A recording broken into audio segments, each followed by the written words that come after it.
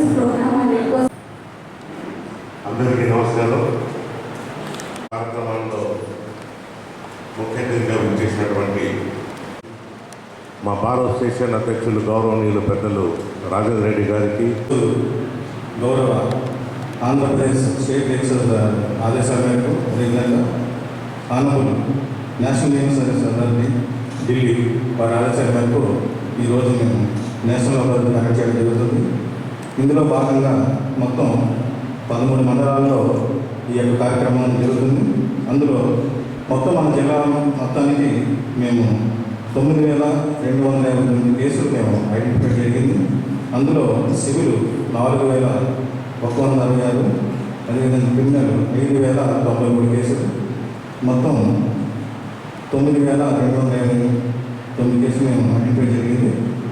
ఇందులో భాగంగా criminal compound కేసులు, ఎన్ఐటి కేసులు, అదేవిధంగా బ్యాంక్ రికవరీ కేసులు, ఎంఓపీ కేసులు, మ్యాట్రిమోనల్ డిస్ప్యూట్స్, అదేవిధంగా labour dispute cases, land acquisition కేసులు, ఎలక్ట్రిసిటీ కేసులు, అదేవిధంగా వాటర్ బిల్లు, సర్వీసెస్ మ్యాటర్స్, అదేవిధంగా రెవెన్యూ సంబంధించిన కేసులు ఈ నేషనల్ అదాలత్లో రాజీ చేయడం జరుగుతుంది.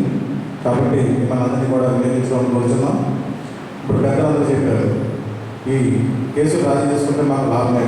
నిజమే, బాధపడింది మనం వచ్చి ఆ రాజీ చేసుకోమంటే ఎలా, అంతే కదండి.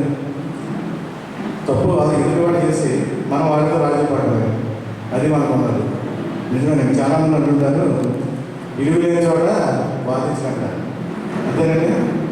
మన ఆడితే ఏముంటుంది వాదన, అది తప్పు చేశాడు, మనకి ఇల్లు ఇస్తా లేదు, వాడి ఏదో మనం వాదించడం ఉపయోగం ఏమీ లేదు. నిజమే, కాకపోతే మనిషికి సఖ్యత అనేది లేదు. కక్షలు కార్యక్రమాలు సమాజంలో కారణం. ఏదో చిన్న విషయంలో మనం మిస్అండర్స్టాండింగ్ చేసుకొని ఎదుటి వాళ్ళని మనం గొడవపడుతూ ఉంటాం, తర్వాత తెలిసిన తర్వాత బాధపడుతూ ఉంటాం కదండి. అయితే ఇది ఈ యొక్క నేషనల్ అదాలత్ ఒక చిన్న ప్లాట్ఫామ్. అటువంటి ఏమైనా తగాదాలు జరిగితే అవి మీ మధ్యన పరిష్కారం చేసేది. ఇది ఎక్కడ కాదు, మీరు కోర్టు మీదే చేసుకుంటున్నారు కదండి. కాబట్టి ఇప్పుడు కూడా మనిషి సాయం అనేది చాలా అవసరం. మాట ద్వారా, చేతల ద్వారా 2 రకాలుగా ఉంటుంది. మనకి ఈ 2 రకాల వల్ల ఏ విధమైన ఖర్చు ఉండదు. మాట ద్వారా ఏముంటుందండి, కబుర్లే కదా.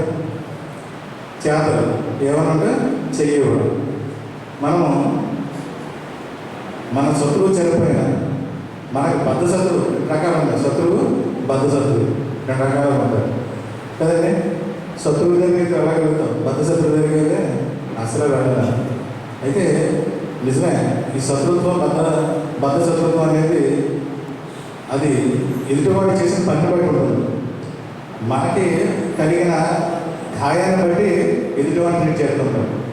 వాడి వల్ల మనకి జరిగిన గాయం చిన్నదనుకోండి శత్రువు అంటాం, వాడి వల్ల పెద్ద జరిగితే పెద్ద గాయం బద్ధ శత్రువు అంటాం. నిజమే, కొన్ని సందర్భాల్లో పొరపాటు మన వల్ల కూడా జరుగుతుంటుంది. అదే నేను క్యాన్సర్ని కోర్టులో చూస్తుంటాను. భర్త భార్య విడాకులకు వస్తారు, చూస్తే కేసు వేసిన వాడు ఇలా జరిగిపోయింది, అలా అన్యాయం జరిగిపోయింది అంటారు. భార్య వచ్చినప్పటికీ సార్ నిజంగా నేను ఎన్ని చేశాను, నన్ను ఎప్పుడైనా దగ్గర తీసుకొని భార్యలో చూశాడా? ఏంటి చిన్న మాట, ఇది దగ్గరికి తీసుకొని భార్యగా చూశాడు అంటే మన పొరపాటు ఎక్కడ ఉంది, చిన్నది. అంటే తన దగ్గర తీసుకుంటే తను అన్నీ అడ్జస్ట్ అయిపోయేదేమో. కాకపోతే నేను ఎప్పుడో అది పట్టించుకోవడం ఎలా ఉంటుందంటే మనిషికి కూడా ఒక ప్యాంపరింగ్. పిల్లలు మన దగ్గర ఎప్పుడు వస్తారండి, ప్యాంపరింగ్ చేస్తూ వస్తారు. వచ్చిన ఎలా కొడుతున్నాం అనుకోండి, చదువుతలేదు, ఒకటి స్కూల్కి వెళ్తలేదు, మాట వినలేదు, ఒక ఎన్ని కొడితే పరిస్థితి. అంటే పిల్లల యొక్క నేచర్ ఏమన్నది అలా. కాకపోతే పిల్లలే కాదు, స్కూల్కి వెళ్ళడానికి మారం చేస్తారు. పిల్లల నేచర్ అది. ఉదయం లేదు, పిల్లలు వికసించగానే కోసి వాడుకోవాలంటారు, లేకపోతే సాయంత్రం వాడిపోతుంది. అదేవిధంగా వయసులో ఉన్నప్పుడు మనం మంచి పనులు చేస్తే మనం గుర్తుంటుంది, వయసు అయిపోయినా చేయాలని కోరుకుంటాం. కాబట్టి ఇదంతా గ్రహించి ఈ యొక్క చక్కని అవకాశాన్ని మీరు అందరూ ఉపయోగించుకొని ఈ యొక్క కార్యక్రమం జయప్రదం చేస్తారని కోరుకున్నాను. థ్యాంక్ యూ అన్న.